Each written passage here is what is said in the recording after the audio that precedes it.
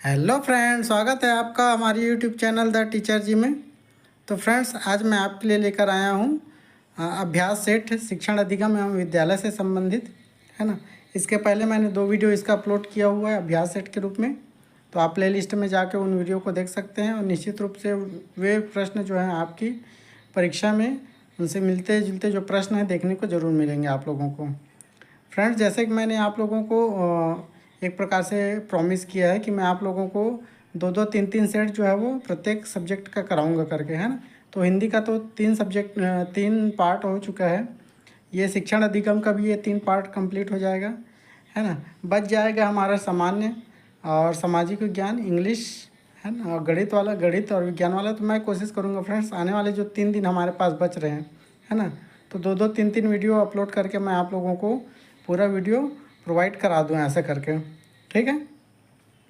तो इसमें हम लोग लगभग 40 प्लस प्रश्न देखने वाले हैं फ्रेंड्स, है ना। उम्मीद है ये प्रश्न काफ़ी हेल्पफुल रहेगी आप लोगों के लिए, है ना। और अच्छी मदद करने वाली मैं प्रश्न तैयार कर रहा हूँ आप लोगों के लिए, और उम्मीद है कि ये आप लोगों को काफ़ी हेल्प करे, है ना। तो चलो चलते हैं हम लोग अपने प्रश्न की तरफ। यदि आप हमारे चैनल पर नए हैं तो बिल्कुल हमारे चैनल को सब्सक्राइब कर लीजिएगा। वीडियो अगर पसंद आएगी तो वीडियो को ज़रूर लाइक करिएगा फ्रेंड्स। कमेंट तो आप लोगों का भी मिलते ही जा रहा है मेरे को, है ना। तो कमेंट भी जो भी पॉजिटिव रिस्पांस है के रूप में, जो भी जैसे मेरी त्रुटि रहती, कुछ त्रुटियां रहती हैं, है ना। तो जो मैं प्रश्न बनाता हूँ फ्रेंड्स, तो क्या है, सरसरी तौर पे क्या होता है, जब आप मतलब एक वे में किसी चीज़ को बोलते रहते हैं, तो आप जो बोलते रहते हो, कभी कभी आप जो बोलना चाहते हैं वो ना बोल के कुछ दूसरा निकल जाता है ना। तो उसी हिसाब से कुछ प्रश्न के जो उत्तर हैं वो अलग ऑप्शन मिल जाता है ना। तो इसको आप थोड़ा सा ना समझदारी का परिचय देते हुए इसको इग्नोर करने की कोशिश करिएगा। हालांकि आप लोग त्रुटि बताते हैं, बहुत अच्छी बात है। ये जो त्रुटियां बताने वाली जो बात है ना, एक गंभीर विद्यार्थी की पहचान है। क्यों? अगर आप अच्छी से तैयारी करते हैं तो निश्चित रूप से आप छोटी छोटी गलतियों को पकड़ने की कोशिश करते हैं, है ना। त्रुटियों को ना आप झट से पकड़ लेते हैं कि नहीं यहाँ पे त्रुटि हुई है करके। तो मैं इससे खुश होता हूँ, क्योंकि मतलब मैं विद्यार्थियों को मतलब मैं जैसे ट्रीट करता हूँ, है ना। तो मेरे को भी लगता है कि जो विद्यार्थी गलत बोल रहे हैं या त्रुटिपूर्ण बात है तो उसको मैं झट से पकड़ लेता हूँ। तो सेम वैसी है ना। आप शिक्षार्थी हैं, तैयारी बेहतर कर रहे हैं, तो आप लोगों की जो तैयारी है ना, जब त्रुटियों की आप पहचान करते हैं तो निश्चित रूप से आपकी गंभीरता नज़र आती है, ठीक। अब चलते हैं हम लोग अपने प्रश्नों की तरफ फ्रेंड्स, है ना। 40 प्लस प्रश्न करेंगे और ये प्रश्न काफ़ी सिलेक्टेड प्रश्न है ना। इनसे मिलते जुलते प्रश्न आते ही हैं। मैं जो कल का वीडियो जैसे अपलोड करूँगा या फिर रात में कहीं एक आध वीडियो और अपलोड कर दूँ, तो सब्जेक्ट को नहीं बता रहा हूँ कि कौन सा विषय का डालूँगा, है ना। जैसे डलेगा तो आप लोग खुद देख लीजिएगा। मैं ये देख रहा हूँ फ्रेंड्स कि जिसमें आपको बहुत ज़्यादा अंक मिले वो टॉपिक को मैं अभी बना रहा हूँ, और ये सब के लिए। जैसे शिक्षण अधिगम विद्यालय जो है वो 20 नंबर का प्रश्न है। अगर इसको आप अच्छे से तैयारी कर लेते हैं तो 20 में 20 आप पा सकते हैं, है ना, ऐसा है। तो इस उद्देश्य से मैं ये शिक्षण अभिरुचि हिंदी को बहुत ज़्यादा प्राथमिकता दे रहा हूँ, है ना। हिंदी को इसलिए कि बहुत आसान लगने वाली चीज़ है, जो आसान रहती नहीं है ना। मात्राओं का खेल रहता है, चिन्हों का खेल रहता है ना। तो उस हिसाब से मैं अभी तैयारी करवा रहा हूँ फ्रेंड्स, ठीक। चलते हैं अपने अभ्यास प्रश्नों की तरफ। तो आज का हमारा पहला प्रश्न है फ्रेंड्स, एक शिक्षिका अपनी कक्षा के प्रतिभाशाली बच्चों की योग्यताओं की उपलब्धि चाहती है, मतलब उनका पोटेंशियल जो है वो बढ़ाना चाहती है। अपने उद्देश्य की प्राप्ति के लिए उसे निम्नलिखित में से क्या नहीं करना चाहिए ये बताना है ना। प्रश्नों सबसे पहले तो आप प्रश्नों को बहुत अच्छे से पढ़ें। मेरा ये निवेदन है कि प्रश्नों को जब आप बहुत अच्छे से पढ़ेंगे तो आपको जो जल्दबाजी है आपकी वो थोड़ी सी धैर्यता में परिवर्तित हो जाएगी, है ना। और जब धैर्यपूर्ण आप सॉल्व करेंगे तो निश्चित रूप से आपके मैक्सिमम नंबर जो है वो मिलने के संभावना जो है वो बढ़ जाएंगे फिर, है ना।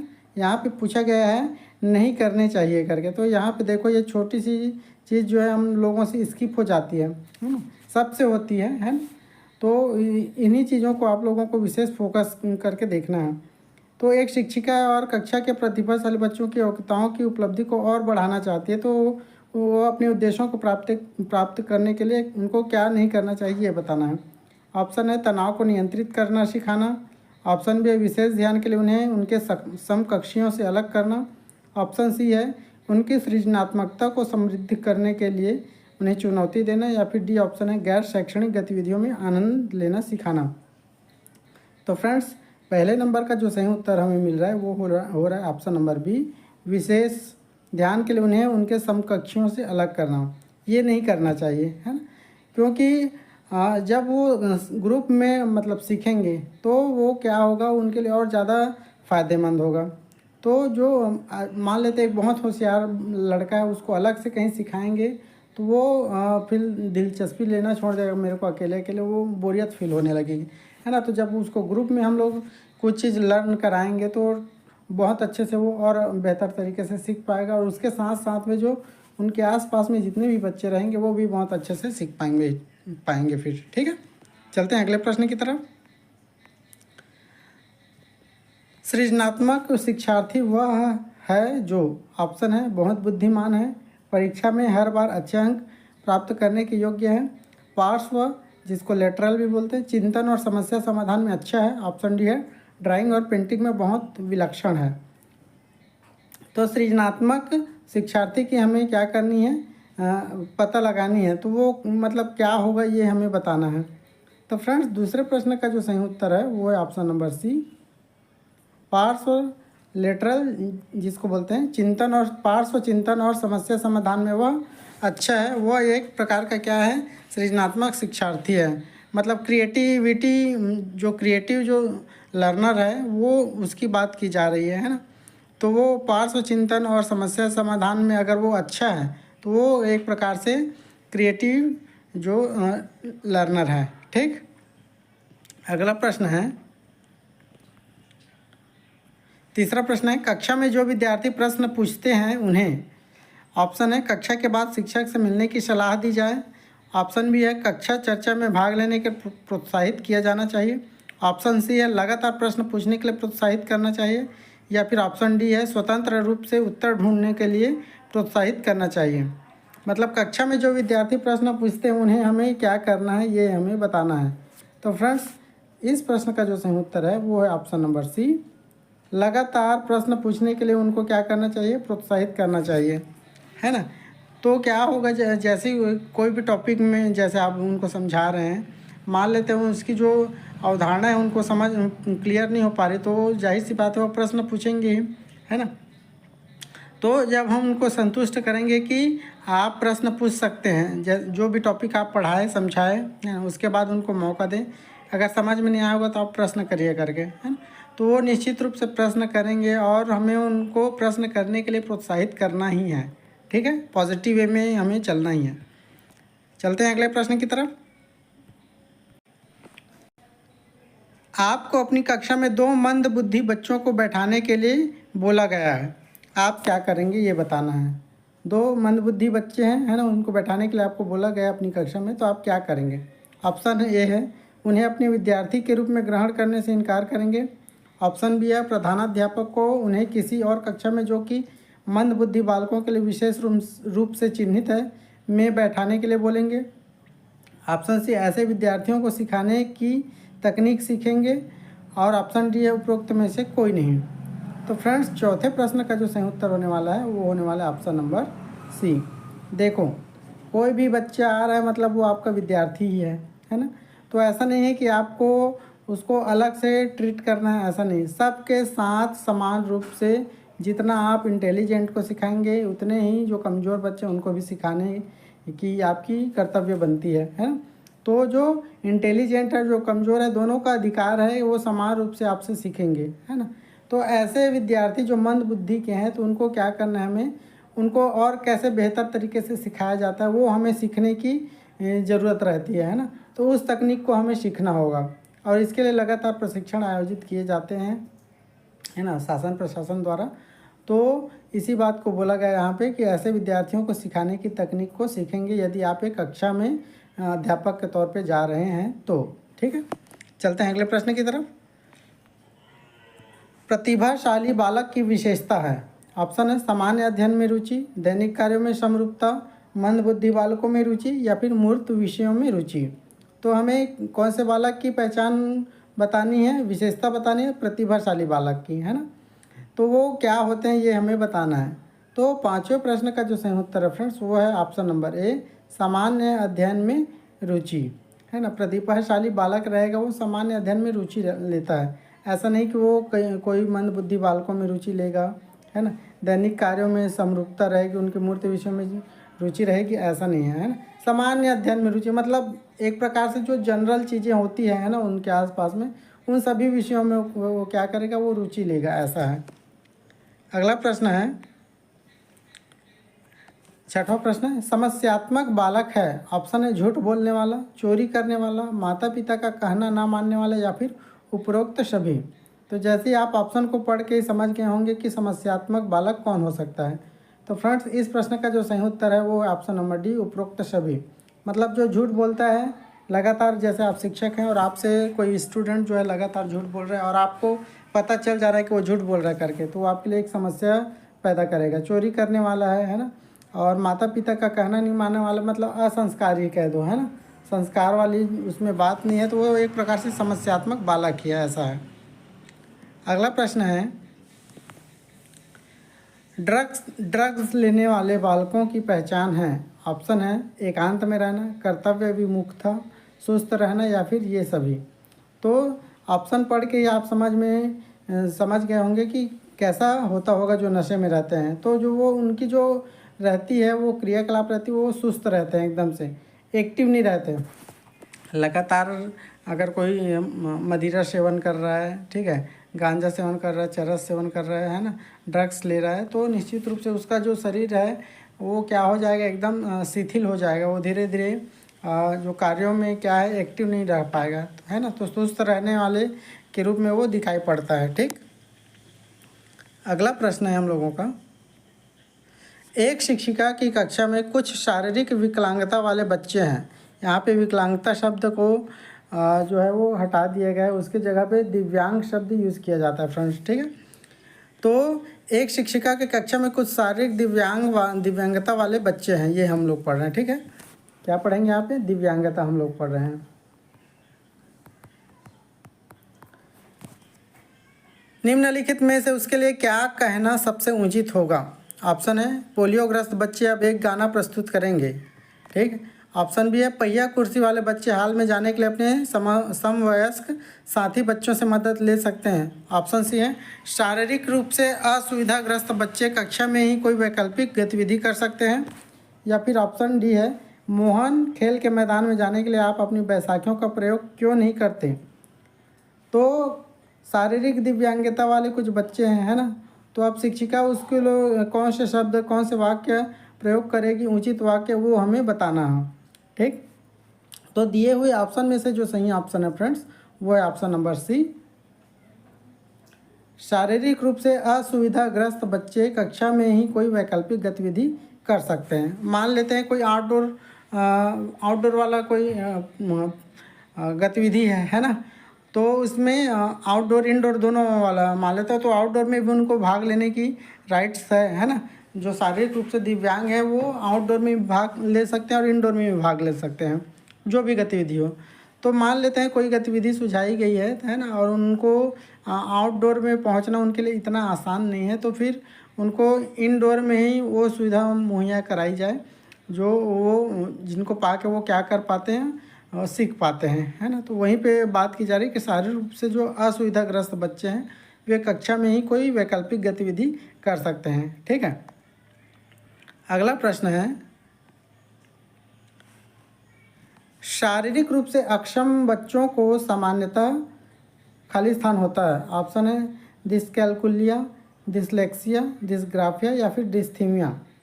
तो जो शारीरिक रूप से अक्षम है ना, मतलब शरीर का उनका कोई भी अंग जो है वो, जैसे शरीर के सभी अंग जैसे हाथ पैर है ना, मुंह नाक है ना, कान पैर, ये सब हमारे सामान्य रूप से अगर जैसे अच्छे से चल फिर पाते हैं, अच्छे से बोल पाते हैं, ठीक, हाथ में पकड़ पाते हैं, है ना, सुन पाते हैं, देख पाते हैं, तो हम लोग सामान्य रूप से अच्छे हैं। और इसी में कहीं कुछ त्रुटि है मान लेते हैं, है ना, तो वो अक्षम की श्रेणी में आएगा। तो शारीरिक रूप से जो अक्षम है वो उसको क्या बोलते हैं ये हमें बताना है। तो 9वें नंबर का जो सही उत्तर है फ्रेंड्स उसको बोलते हैं डिस्ग्राफिया। क्या बोलेंगे उसको? डिस्ग्राफिया बोलेंगे, जो शारीरिक रूप से अक्षम है उसको। चलते हैं अगले प्रश्न की तरफ। सीखने संबंधी निर्योग्यताएं सामान्यतः ऑप्शन है लड़कियों की तुलना में अधिकतम लड़कों में पाई जाती है, बिल्कुल गलत। ऑप्शन भी है अधिकतम उन बच्चों में पाई जाती है जो शहरी क्षेत्रों की अपेक्षा ग्रामीण क्षेत्रों से संबंध रखते हैं, ये भी गलत ऑप्शन है। उन बच्चों में पाई जाती है विशेषता जिनके पौत्रिक अभिभावक इस प्रकार की समस्याओं से ग्रसित होते हैं, या फिर ऑप्शन डी है औसत से श्रेष्ठ बुद्धि लब्धि वाले बच्चों में पाई जाती है। मतलब निर्योग्यताएं की बात की जा रही है, मतलब वो योग्यता की बात नहीं कर रही है, योग्यता का विपरीत बोला जा रहा है ना। तो सीखने संबंधी जो भी जो गलती मतलब त्रुटि है मान लेते हैं, है ना, जो योग्यताएं नहीं की श्रेणी में आती है तो किन में पाई जाती है सामान्यतः?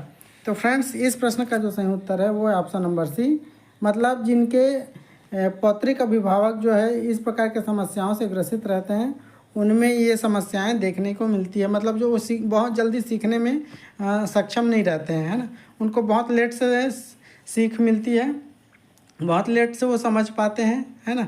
और जैसे मान लेते हैं मैं एक हष्ट पुष्ट हूँ एकदम से, है ना, मैं शारीरिक रूप से हष्ट पुष्ट हूँ, मानसिक रूप से भी, तो स्वाभाविक से मेरे बच्चे जो होंगे वो भी ठीक ठाक होंगे, ऐसा मतलब विज्ञान कहता है ना। तो इसी बात को यहाँ पे बोला गया है कि जो सीखने की बात है वो भी मतलब किसको प्रभावित करती है। अगर आप अच्छा सीखना चाहते हैं तो मान लेते हैं कहीं आप अच्छे शारीरिक मतलब आपके मानसिक रूप से जो पैतृक परिवार है वो अच्छा है, तो निश्चित रूप से आपका भी जो दिमाग है, आपका भी जो शरीर है वो ठीक वैसे ही प्रकार का रहेगा, ये बोला गया है यहाँ पे। अगला प्रश्न है कक्षा में 3 बच्चे पोलियोग्रस्त हैं, खेल के कालांश में उन्हें क्या करेंगे ये बताना है। ऑप्शन है एक कोने में बैठना चाहिए ताकि वे खेल का आनंद ले सकें। ऑप्शन बी अन्य बच्चों के साथ उचित खेलों में हिस्सा लेने के लिए प्रोत्साहित करना चाहिए। ऑप्शन सी है केवल आंतरिक खेलों में हिस्सा लेने की अनुमति देनी चाहिए, या फिर ऑप्शन डी है कक्षा के सभी विद्यार्थियों के साथ खेलने के लिए जोर डालना चाहिए। तो फ्रेंड्स 11वें नंबर का जो सही उत्तर है वो है ऑप्शन नंबर बी। जब हम आपको पॉजिटिव ही रहना है ना, तो हमें क्या करना है, अन्य बच्चों के साथ उचित खेलों में हिस्सा लेने के लिए क्या करना है, प्रोत्साहित करना चाहिए। मतलब जो भी जिस भी मतलब शरीर के जिस भी अंग से क्या है वो ग्रसित हैं, तो उनको कम से कम ये इस प्रकार से मोटिवेट करें कि आपको जो सूझ रहा है, आप जिनके साथ खेलना चाहते हैं उनके साथ जाके खेल सकते हैं, ठीक। आप ये क्यों नहीं खेलते, ठीक, ऐसे करके उनको मोटिवेट करना है, ठीक। चलते हैं अगले प्रश्न की तरफ। जब एक शिक्षिका दृष्टिबाधित शिक्षार्थी को कक्षा के अन्य शिक्षार्थियों के साथ सामूहिक गतिविधियों में शामिल करती है तो वह, ऑप्शन है कक्षा के लिए सीखने हेतु बाधाएं उत्पन्न कर रही है, गलत। ऑप्शन बी है समावेशी शिक्षा की भावना के अनुसार कार्य कर रही है, ठीक लग रहा है। ऑप्शन सी है सभी शिक्षार्थियों में दृष्टिबाधित शिक्षार्थी के प्रति सहानुभूति विकसित करने में मदद कर रही है, या फिर ऑप्शन डी है दृष्टिबाधित शिक्षार्थी पर संभवतः तनाव बढ़ रही है। तो 12वें नंबर का जो सही उत्तर है फ्रेंड्स वो है ऑप्शन नंबर बी, समावेशी शिक्षा की भावना के अनुसार कार्य कर रही है, ठीक है। चलते हैं अगले प्रश्न की तरफ फ्रेंड्स। 13वां नंबर का प्रश्न है विशेष आवश्यकता वाले बच्चों को शिक्षा उपलब्ध कराई जानी चाहिए। ऑप्शन है अन्य सामान्य बच्चों के साथ, विशेष विद्यालयों में विशेष बच्चों के लिए विकसित पद्धतियों द्वारा, ऑप्शन सी विशेष विद्यालयों में, ऑप्शन डी विशेष विद्यालयों में विशेष शिक्षकों द्वारा। तो फ्रेंड्स 13वें नंबर का जो सही उत्तर दिखाई पड़ रहा है वो है ऑप्शन नंबर ए। हमें जो विशेष आवश्यकता वाले बच्चे हैं उनको सामान्य बच्चों के साथ में ही क्या करना है, शिक्षा उपलब्ध कराना है ना। तो पॉजिटिव रूप में हमें लेके चलना है आगे। अगला प्रश्न है डिस्लेक्सिया निम्न में से कौन सा विकार है। ऑप्शन है मानसिक विकार, गणितीय विकार, पठन विकार या फिर व्यवहार संबंधी विकार। तो फ्रेंड्स डिस्लेक्सिया जो है वो ऑप्शन नंबर सी के साथ जाएगा, क्या है, पठन विकार है।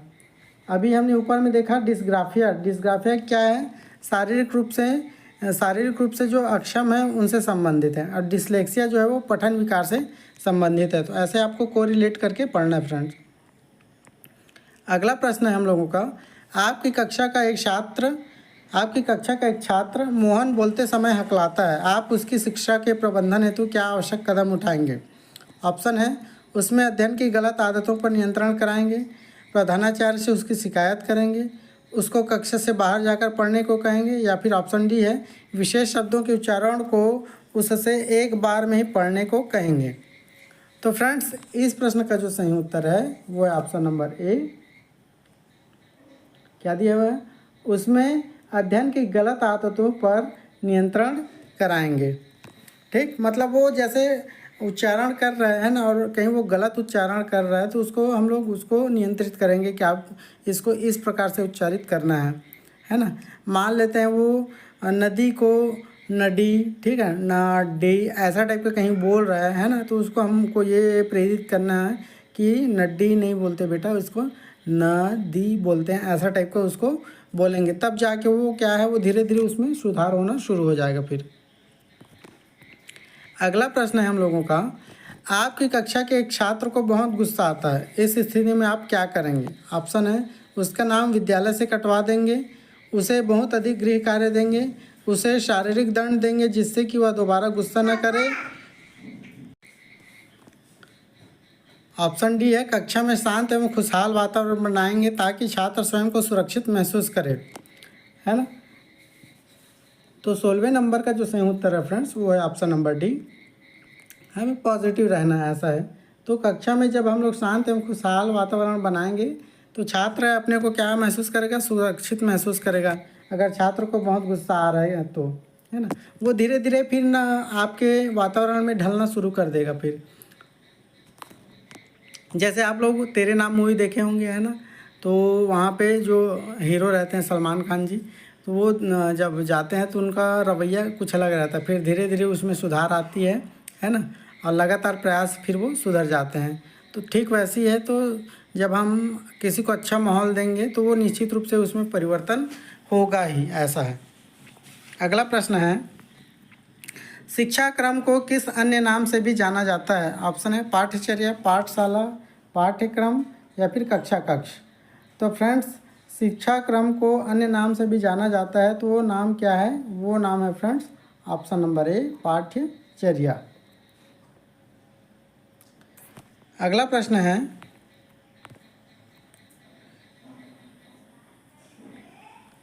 बालक को क्या सिखाया जाए, क्यों सिखाया जाए आदि प्रश्नों का उत्तर समाहित है। ऑप्शन है पाठ्यक्रम में, शिक्षा क्रम में, सूक्ष्म शिक्षण में, या फिर इनमें से कोई नहीं। तो बालक को क्या सिखाना है, क्यों सिखाना है, इसका जवाब कहाँ मिलता है हमें फ्रेंड्स? इसका जवाब मिलता है हमें शिक्षा क्रम में मिलता है। ठीक, तो 18 का जो सही ऑप्शन है वो होगा ऑप्शन नंबर बी। अगला प्रश्न है, कक्षा कक्ष में 19वें नंबर का प्रश्न है, कक्षा कक्ष में पढ़ाए जाने वाली विषय वस्तु का निर्धारण करता है। ऑप्शन है पाठ्यक्रम, बालक, माता पिता, या फिर प्रधानाचार्य। तो 19वें नंबर का जो सही प्रश्न है फ्रेंड्स वो है ऑप्शन नंबर ए, पाठ्यक्रम निर्धारित करता है कि कक्षा में क्या विषय वस्तु पढ़ानी है। अगला प्रश्न है, निम्न में से शिक्षा क्रम की समस्या है। ऑप्शन है बालकों की सीखने की क्षमता, शिक्षण सामग्री का चुनाव, मूल्यांकन प्रक्रिया का चुनाव, या फिर ये सभी। तो शिक्षा क्रम की जो समस्या है ये हमें बताना है। तो देखो, शिक्षा क्रम की जो समस्याएं हैं फ्रेंड्स वो है ऑप्शन नंबर डी, ये सभी हैं। देखो, जब शिक्षा किसी भी बालक को ध्यान में रखकर, ऐसा नहीं कि आप एक बालक को ध्यान में रखकर, जानते हैं कि जो बालक रहते हैं, ठीक है, जो बालिकाएं रहती हैं, जो मतलब कुल मिला के बोले तो जो छात्र रहते हैं, है ना, तो सबकी अलग अलग बुद्धि लगती रहती है, सब अलग अलग मानसिक रूप से अलग से तैयार होते हैं, शारीरिक रूप से अलग से तैयार होते हैं। तो एक चुनौती रहती है पाठ्यक्रम तैयार करते समय, है ना, कि बालकों की क्षमता के अनुसार कैसे पाठ्यक्रम तैयार किया जाए, कौन सी शिक्षण सामग्री का चुनाव किया जाए, और मूल्यांकन प्रक्रिया कैसी हो ताकि वो आसानी से समझ पाएँ कि हम लोग इसको पढ़े हैं, इसको सीखे हैं, तो ये हम इसको सीख चुके हैं। तो ये सारी चीज़ें चुनौतियाँ रहती हैं। ठीक है, अगला प्रश्न है, तमसो माँ ज्योतिर्गमय का क्या अर्थ है? ऑप्शन है उजाले से अंधेरे की ओर जाना, अंधेरे से उजाले की ओर जाना। ऑप्शन सी है ए और बी दोनों, या फिर ऑप्शन डी है उपरोक्त में से कोई नहीं। तो 21 का जो सही उत्तर है फ्रेंड्स वो है ऑप्शन नंबर डी, माफ करना ऑप्शन नंबर बी है, अंधेरे से उजाले की ओर जाना, तमसो माँ ज्योतिर्गमय का सही अर्थ होगा। ठीक है, अगला प्रश्न है, सामाजिकता का सूत्रधार होता है भाई बहन, माता पिता, शिक्षक या फिर ये सभी। तो प्रश्न को देखते ही, ऑप्शन को देखते ही आप लोगों को समझ में आ गया होगा कि सामाजिकता का सूत्रधार कौन होता है।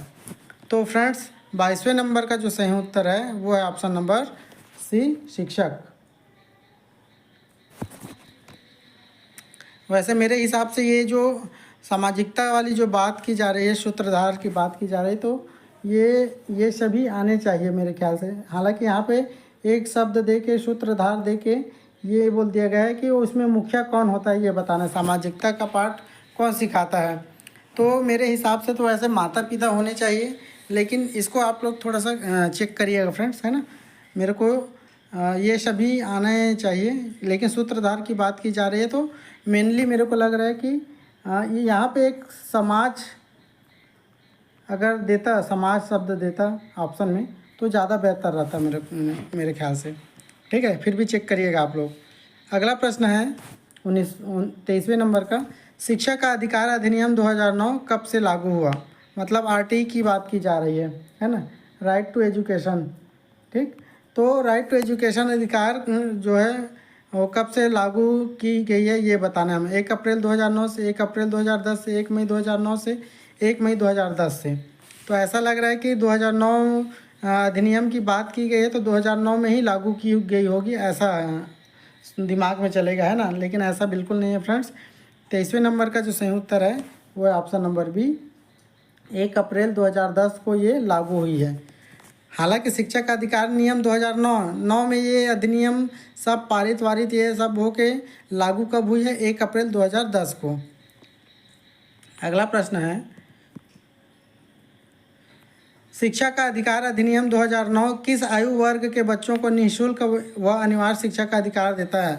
ऑप्शन है 6 से 12 वर्ष, ऑप्शन बी है 6 से 14 वर्ष, ऑप्शन सी है 7 से 12 वर्ष, या फिर ऑप्शन डी 8 से 14 वर्ष। तो राइट टू एजुकेशन जो है फ्रेंड्स वो आयु वर्ग को जो महत्व देता है वो महत्व देता है 6 से 14 वर्ष। मतलब पहली से लेकर 8वीं तक के बच्चों को अनिवार्य रूप से निःशुल्क और अनिवार्य शिक्षा देने की बात करता है कौन, शिक्षा का अधिकार अधिनियम 2009। इसमें उसको मुफ्त गणवेश मिलने वाला है, मुफ्त में उनको खाना मिलने वाला है, ठीक है, और मुफ्त में उनको पुस्तकें मिलने वाली है। कुल मिला के बोला जाए तो जितनी भी उनकी जो शिक्षा में जितना भी खर्च होती है वो सब कौन वहन करती है, शासन वहन करती है। ठीक, अगला प्रश्न है, शिक्षा का अधिकार अधिनियम 2009 निषिद्ध करता है। ऑप्शन है प्रति व्यक्ति शुल्क को, शारीरिक दंड को, मानसिक उत्पीड़न को, या फिर ये सभी को। तो शिक्षा का अधिकार अधिनियम जो निषिद्ध करता है मतलब मना करता है, ठीक है, वो क्या चीज़ है, वो है ये सभी है कि आपको बच्चों को शारीरिक रूप से दंडित नहीं करना है, उनको मानसिक रूप से प्रताड़ित भी नहीं करना है, और न ही उनसे कोई प्रकार का शुल्क लेना है। ठीक है, अगला प्रश्न है हम लोगों का, निःशुल्क एवं अनिवार्य शिक्षा का अधिकार 2009 में अनिवार्य शब्द का अर्थ है, हमें क्या बताना है। यहाँ पे जैसे अनिवार्य लिखा हुआ है तो अनिवार्य शब्द का हमें क्या बताना है, अर्थ बताना है। ऑप्शन है दंडात्मक कार्य से बचने के लिए अपने बच्चों को विद्यालय भेजने के लिए अभिभावकों पर अनिवार्य रूप से जोर डाला गया है।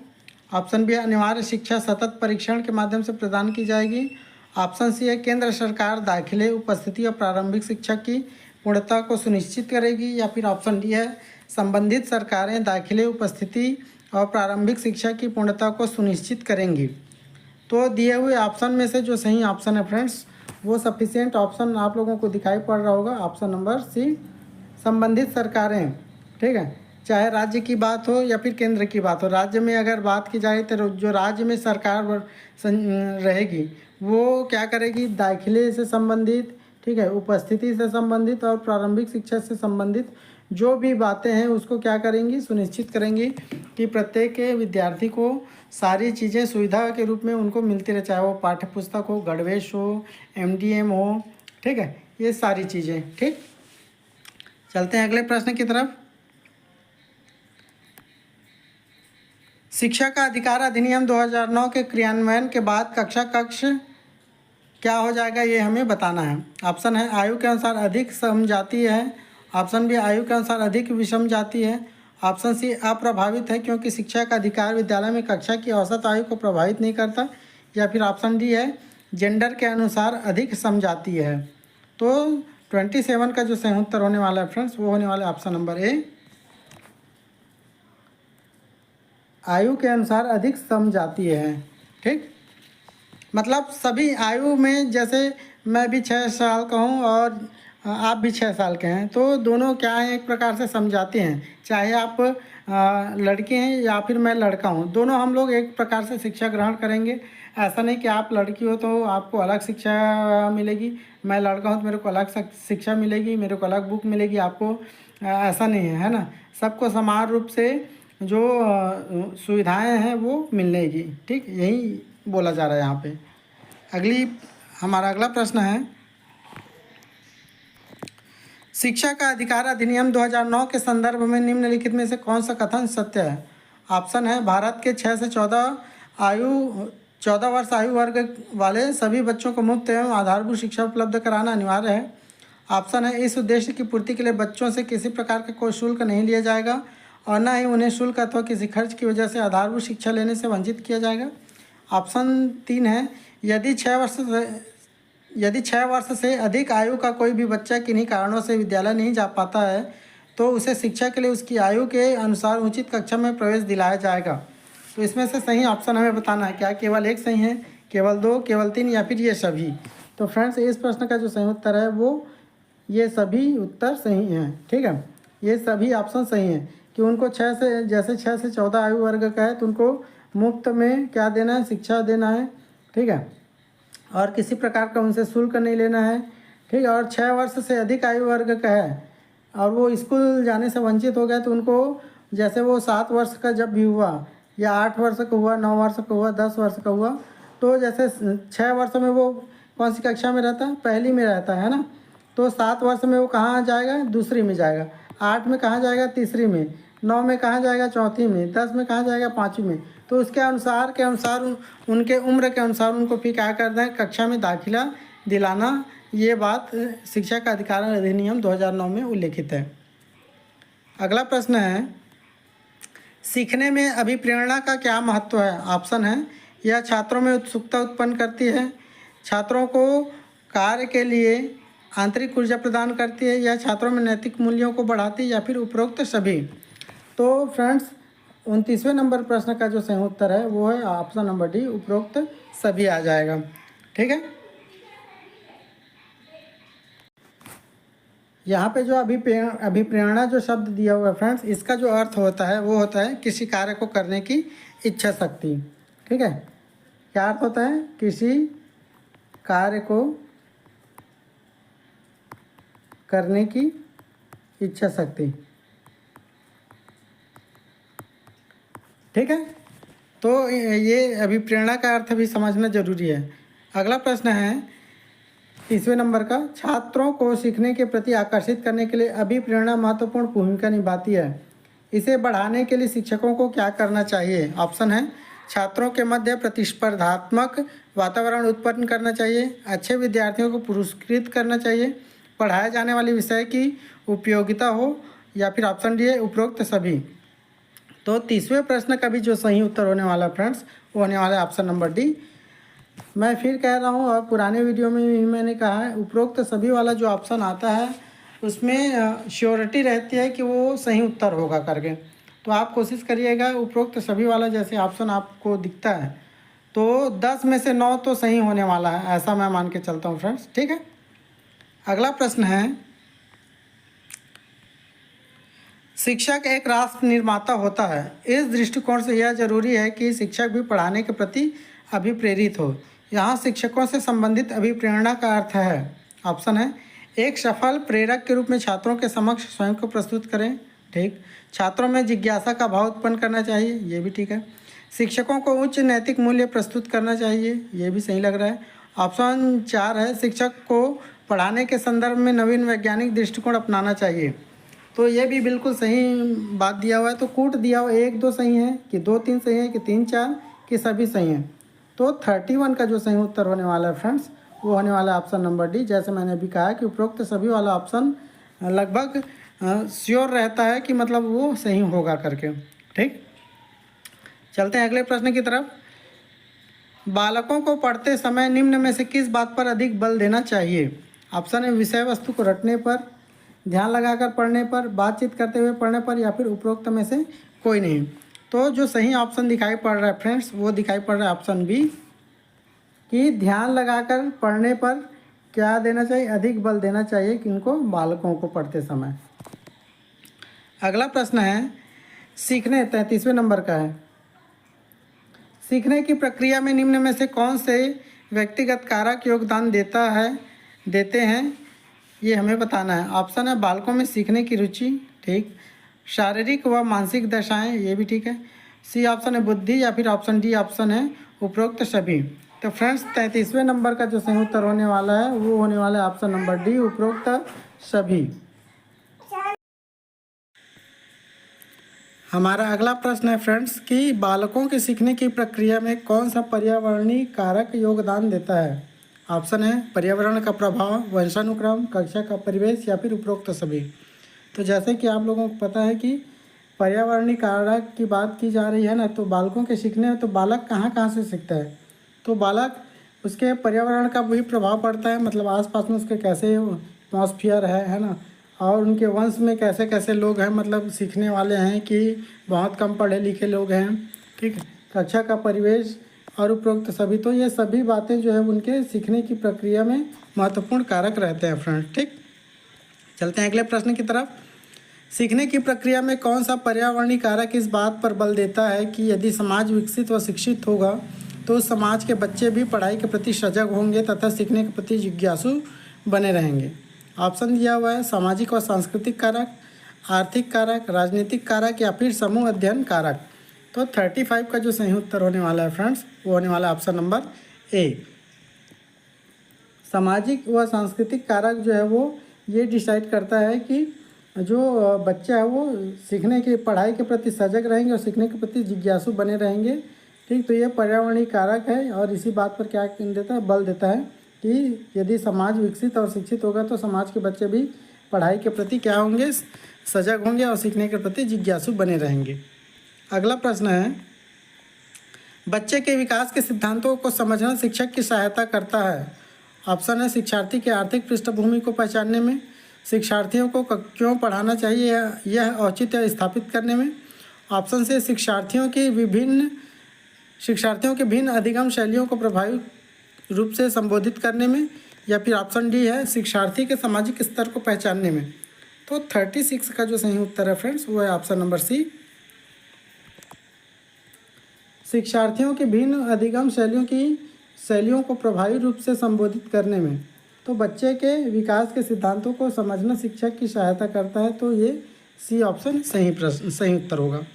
अगला प्रश्न है शिक्षक को 37वें नंबर का है ना, ये प्रश्न यहाँ का है फ्रेंड। शिक्षक को ज्ञान होना चाहिए, ऑप्शन है अध्यापन विषय का, बाल मनोविज्ञान का, शिक्षा संहिता का, या फिर ए एवं बी दोनों का। तो 37 का जो सही उत्तर फ्रेंड्स वो है ऑप्शन नंबर डी, ए एवं डी दोनों का ज्ञान होना चाहिए शिक्षक को। अध्यापन के विषय का क्या वो पढ़ाना चाह रहा है वो, और जो बाल मनोविज्ञान है उसके बारे में भी वो जाने समझे, तब जाके वो एक अच्छा शिक्षक बन पाएगा। अगला प्रश्न है निम्नलिखित में से कौन सा कथन सत्य है? ऑप्शन है शिक्षक द्वारा प्रश्न पूछना संज्ञानात्मक विकास में बाधक है, ऑप्शन बी है विकास और सीखना समाज सांस्कृतिक संदर्भों से अप्रभावित रहते हैं, ऑप्शन सी शिक्षार्थी एक निश्चित तरीके से सीखते हैं, ऑप्शन डी खेलना संज्ञान और सामाजिक दक्षता के लिए सार्थक है। तो हमें क्या बताना है, सत्य कथन बताना है फ्रेंड्स, हमें क्या बताना है, हमें सत्य कथन बताना है। तो फ्रेंड्स 38 का जो सही उत्तर है वो है ऑप्शन नंबर डी, खेलना संज्ञान और सामाजिक दक्षता के लिए सार्थक है। अगला प्रश्न है एक आदर्श अध्यापक में पाया जाने वाला गुण है। ऑप्शन है लोकतंत्रात्मक दृष्टिकोण, विषय वस्तु पर अधिकार, बाल मनोविज्ञान का ज्ञान, और ये सभी। तो फ्रेंड्स ये सभी ही इस प्रश्न का सही उत्तर होने वाला है। ठीक, अगला प्रश्न है, इसको डिटेल करने की ज़रूरत नहीं फ्रेंड्स, ऑप्शन देखते हुए आप लोग समझ जा रहे हैं, है ना, कि मतलब कौन सा उत्तर सही होने वाला है।